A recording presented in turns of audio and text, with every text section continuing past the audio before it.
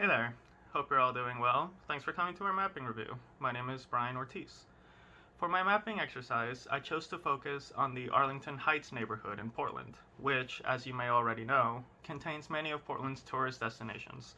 Those destinations include Washington Park, the Japanese Garden, the International Rose Test Garden, the Hoyt Arboretum, and the Oregon Zoo. I first approached the mapping assignment through a horticultural study of the most common plants that reside within Washington Park and the Arlington Heights neighborhood as a whole, which you may see along the sides of the map. But I felt that while it was an interesting approach, it was not doing the neighborhood justice, as each individual part of the park has its own unique history. And that's what brought in my timeline. For the timeline, I began in the 1840s, specifically the original land claim, which would eventually become Portland.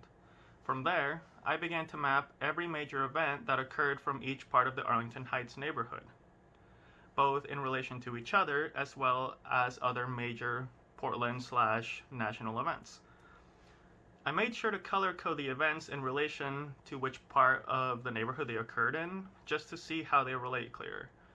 Some specific parts that stood out to me were in the early 1900s, such as in 1915, when Portland was convinced to start a rose garden after British botanists feared for the safety of their rose hybrids following the start of World War I. Another part that interested me was the stock market crash of 1929, when, despite the country plunging into a depression, the Arlington Heights neighborhood, with its history of attracting very wealthy/influential residents, still actually managed to grow by 23 houses.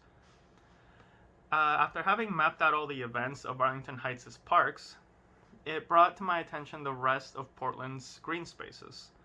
Portland has a total of 282 green spaces, which you can see in the background behind the timeline. It's a little transparent.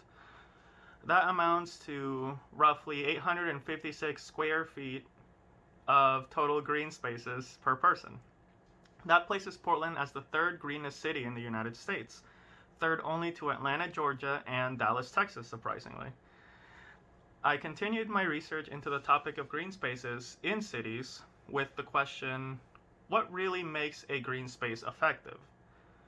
One of the studies I found suggested that it was not actually the quantity of the green spaces in a city, but rather the quality of those green spaces that actually made the city a more pleasant place to live in.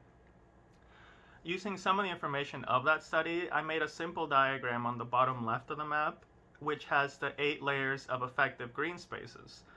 That includes everything from physical features to people's perception of the green spaces they live around, as well as more technical things such as safety and accessibility.